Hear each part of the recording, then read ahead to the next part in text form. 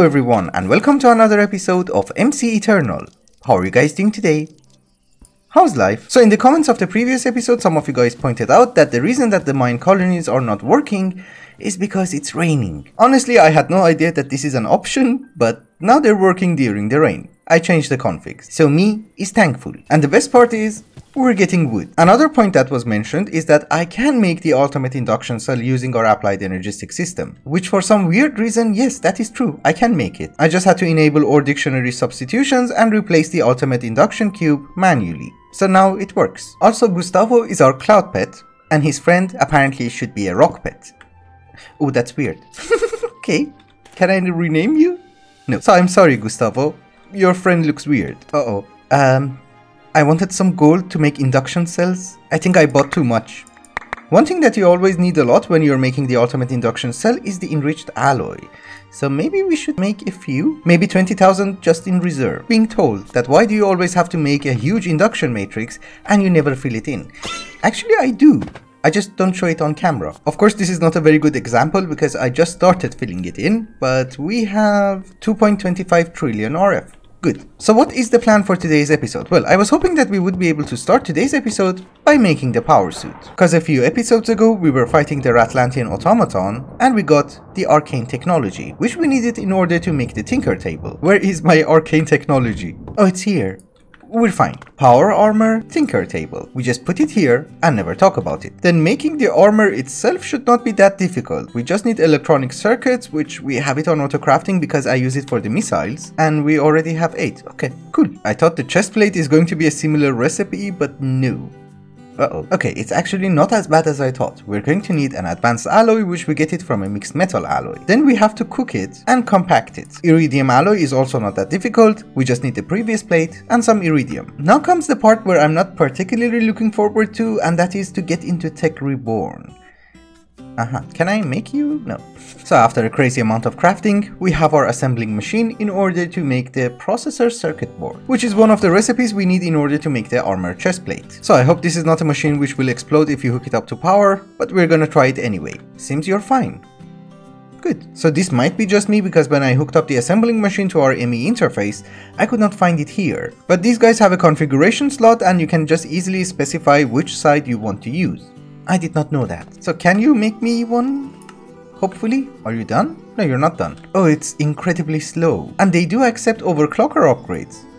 That's easy. And now it's super fast. And if I'm not wrong, we have our chest plate. And since the power fist is also a quest, we just make it as well. But there's a high chance we're not going to use it because I like my primal crusher. So the power armor itself looks incredibly cool, but the problem is it's incredibly useless without any of the upgrades. So now we should start focusing on making the upgrades. But it does look cool. I really like it. In order to make most of the upgrades, we're going to require something called a superconductor, and unfortunately a superconductor is going to require tungsten, which we don't have, and helium coolant, which we apparently get it from endstone? Yes, crushed endstone, which we don't have, but interestingly it also gives us tungsten. Well, I think the easiest solution is that we go to the end. Okay, every time I break our digital miner, I get 2 of them. This is weird. Yeah, so now I have 4. Anyway, we have to find the end portal one more time, which I think it was around here, because I accidentally vein mined all of my ME cables and I had to load a backup and I forgot to copy the journey map. Yeah, exactly. It was around here. We fought the Yeti and died. Uh-oh. Hello. Oh, I found it. That was easy. Yeah, I set up a new waypoint and we can just go. The main problem is I have no idea how tungsten looks like. So can you just find it for me or no? Yes, you can. Very good. Actually, it's super rare. We will get like 20. Yeah, we only got 21. Actually, I just realized something. We didn't get 21. We got 42. It is perfectly fine. Don't you worry. I'm not gonna cheat like that. We're gonna harvest more. But essentially, it's a very satisfying thing to be able to dupe something. Okay, we have 1 stack and 6. That should be more than enough. And I realized if you break it from the back, it does not duplicate. Which is weird. Well, at this very moment, we do not have a perfect way of ore tripling or quadrupling, so we're just going to use a sag mill with end steel grinding balls. And that should give us a better result. Maybe? Oh, we already had some tungsten.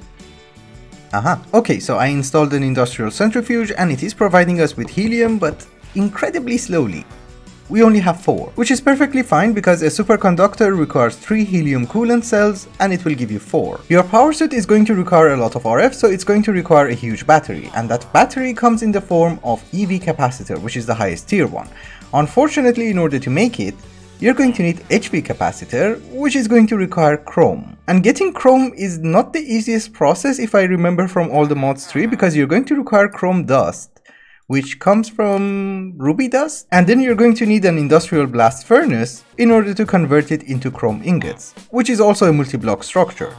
So we need ruby dust. Oh, we already have a lot of rubies.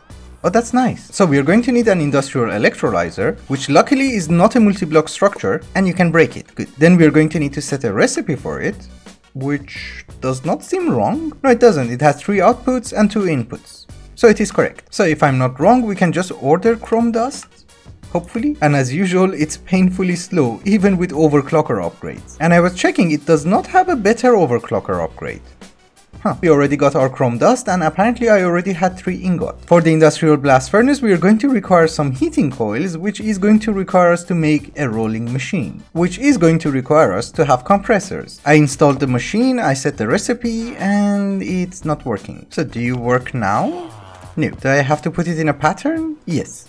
Okay. The question is, how do you lock the recipe? Oh, you can. But that's good, because apparently it will just keep 1 item inside, and as long as you have 1 inside, the recipe should work. But that is not the point. We did all of that in order to make the industrial blast furnace, which is going to require electronic furnace, which is going to require iron furnace. So can you make me one? Yes. We're running low on plastic. Yeah, I had almost 1000 plastic. Now we have 127. That's bad. If I'm not wrong, the industrial blast furnace is actually a multi-block structure, so it should go here. And yes, it is a multi-block structure, which I think it's hollow in the middle. Okay, I remember stuff. Aha. Depending on the heat that we want the industrial blast furnace to have, which in this case for chrome is 1700 degrees, we need to provide it with different tiers of machine casing. So the standard one is garbage probably. For the advanced one, we are going to need chrome, so we need to make the reinforced version, which gives you 4. We're also going to require blazing pyrotium to put it in the hollow section in the middle. We got some quests. That is nice. Yeah, I thought 20 is going to be enough. It's not.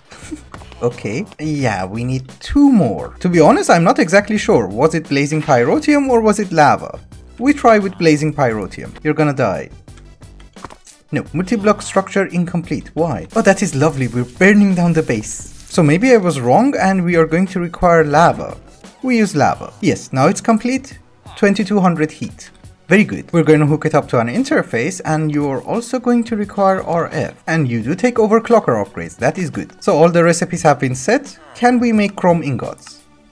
I hope. Yeah, I had to configure the machine, but yes, we get the chrome ingots. Very good. Oh, it has a nice animation. That's nice. I like that. So now we come to our main problem. We're out of plastic. Aha. So I just noticed that for the moment we can buy plastic, but unfortunately I'm out of money. So we need a little bit of coins. Hello. What are you doing in there? Anyway, we are going to require a fair bit of coin because plastic is expensive. You can buy 2 of them for 250, so yeah, it's expensive. So can I buy 1000? Yes, that's a lot. And that was 250,000 coins. Just for plastic. So I'm guessing what we should do is that today we have to work on a plastic factory because I need it a lot for ICBM mod, and apparently I'm going to need a lot in order to just make the upgrades. So let's buy 1000 more. Good. I think that should be enough in order to get us started. So can we make 8 EV capacitors or no? Oh, ruby. Okay. And plastic. We need 1000 more. Holy. Well, ruby is not a problem because we can just pulverize these guys. And plastic is also not a huge issue because we can let this run for, I don't know, 10 minutes. And the reason that we need a lot of plastic is that whatever you make, you're going to require a lot of these advanced electronic circuits, which is going to require a normal electronic circuit, which requires 6 plastic. And unfortunately, you're also going to require a lot of plastic in order to make different explosives.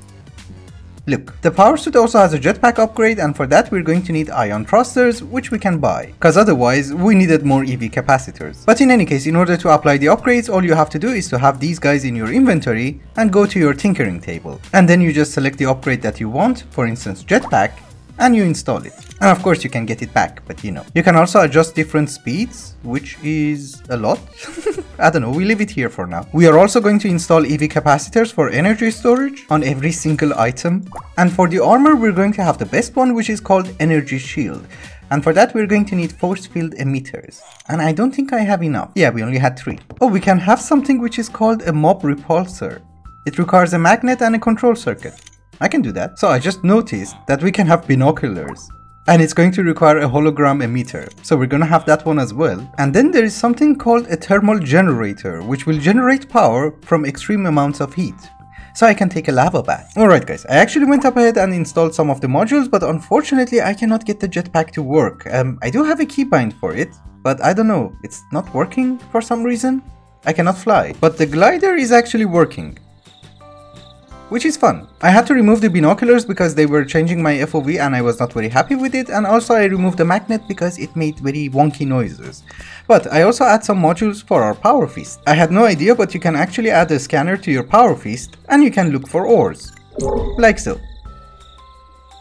Which I think it's pretty cool. I like that. You can also look for hostile mobs, but that's not very useful because it gives you a sign, not which kind of mob it is. Oh, it tells you.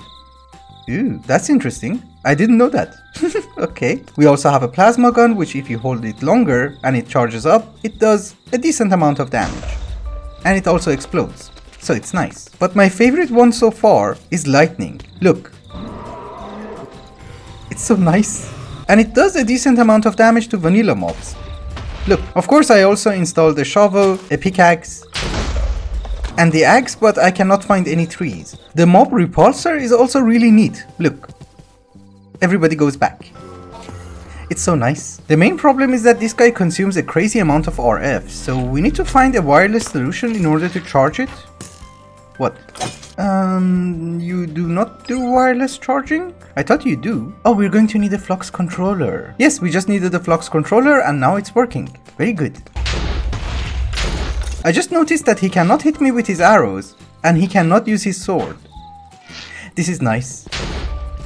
If you guys remember, last episode we tried to duplicate the Hydra and for some reason I could not. Someone said one of the reasons could be because I had the Ender tank on top of the mob duplicator. I don't think so, because this guy has a range add-on and it should spawn it at least somewhere. But in any case, I put the Ender tank down there and we're going to try this one more time. It's not really doing anything. Also, someone else was suggesting that the amount of essence that you're going to require in order to spawn a mob depends on the health of the mob. A Hydra has 10,000 health, so maybe that's the problem. Because before the update it had like 500 health and it was easy to duplicate. Now it's like 20 times more. We run. Let us take a small break from the power suit and start working on something else which is equally important, and that is plastic. So far, we only have a very small plastic facility, which is inside that sarcophagus. It was not supposed to look like a sarcophagus, but it does. Anyway, I do have my latex processing unit inside. You just put the wood and you get plastic. But that's not enough. We need something more efficient. In the comment section of Project Ozone, someone was suggesting that if I look up latex in the JEI and come to the tree fluid extractor, it will tell me how much yield each log will have. And I had no idea that different logs have different yields. So for instance, I use oak, and that gives you like 1 millibucket. But if you use acacia, that will give you 3. And if you use rubber wood, which is from Tech Reborn, it will give you 4. So this seems to be the more efficient solution. Also, there are not that many fancy ways of processing latex. Basically what you need is to put 3 fluid extractors here and put the log in the center. But I don't know. Let me try to see what we can do. They can't touch me. That's nice. I don't think we actually have to go that crazy with the tree farm itself, because the main problem with the latex processing unit that I have next to my base is that I don't actually provide it with logs, so if it runs constantly, that's even enough for us.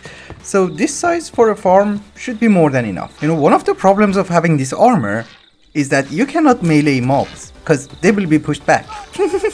That's a problem, but it's fine. We also need a mattock, but I remember that we got one from the black market loot boxes. Oh, plutonium. Nice. I can't find it, which is perfectly fine because we can make one out of paper. So this will give us 5 modifiers. I can make it unbreakable. I actually had no idea. I thought I'm going to need some creative modifiers and we need to buy them from the market, but this works fine. Yes, unbreakable. So a mattock is not an axe. What? Which is perfectly fine because we can make an axe, which is also unbreakable. So my game just crashed and I have no idea why. Anyway, I was going to say that I'm fully aware that these are rubber wood trees and the way that you actually use them is not to convert them into plastic from industrial foregoing, and you're meant to extract the rubber from here. But the thing is, most of my recipes are set with plastic from industrial foregoing, and if I want to switch them to rubber, then I have to do a lot of work. So we're gonna make plastic from industrial foregoing. Because for instance, for a cable, I turned off the OR dictionary so that it will use the plastic from industrial foregoing and not try to use rubber. Anyway, we give you the axe and see what happens.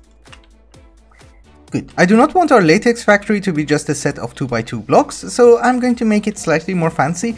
I was hoping that I would be able to make a conveyor belt, but the problem with a conveyor belt is that it will push entities, and if you place down the log, it will not push it. But thankfully we have pistons and we have a mechanical user which can place the logs. Hello.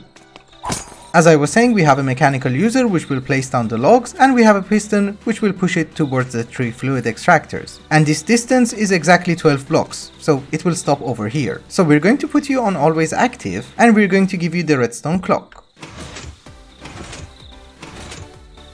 Well, it's not exactly a conveyor belt, but it does its job. So they will get over here and we will get latex. And one of them just broke and it was replaced. Okay, so it does work. The best thing about our fist is that you can attack our enemies in the air. Aha. Yeah, those are the worst. They make a mess out of everything. I thought just before covering everything and call it a day, I'll just bring you in so that you will also know how everything works. It's nothing very complicated. Basically, we get logs, we convert it into plastic. But we do have a conveyor belt, which we push the logs in front of the 3 fluid extractors so that we will get latex. The latex goes inside a latex processing unit. What's going on? I'm very happy that I made this place out of fireproof material, because otherwise it would have been very messy. Anyway, the latex goes inside the latex processing unit, we mix it with water and we will get tiny pieces of rubber. The tiny pieces of rubber go through a conveyor belt and they go inside an assembler, which we have a recipe for dry rubber. Once we get 9 pieces, we will get 1 piece of dry rubber and it goes inside a redstone furnace over here, and we will get plastic, which goes inside an ender chest down there. I'm also not sure if I showed this or not, but I do have a trash can down here with a filter for extra saplings and silkworms. So we're essentially voiding them. And so far the results are not that bad. I just died to a reflecting creeper. I was in bat form, so I did not have that much health. Where is my grave? I'm very confused. You don't get a grave when you're in bat form? Oh, it's over there. Okay. Why am I burning?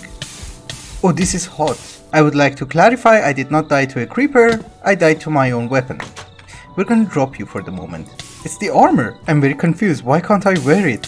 Anyway, until I figure out what's wrong with the armor, I just wanted to show you that I finished this and it's relatively clean. We might also have to add a hut here just to make it look nice. But we'll see. Okay, I can wear the leggings, I can wear the chest plate, and I have 2 leggings. I can wear the boots and the helmet.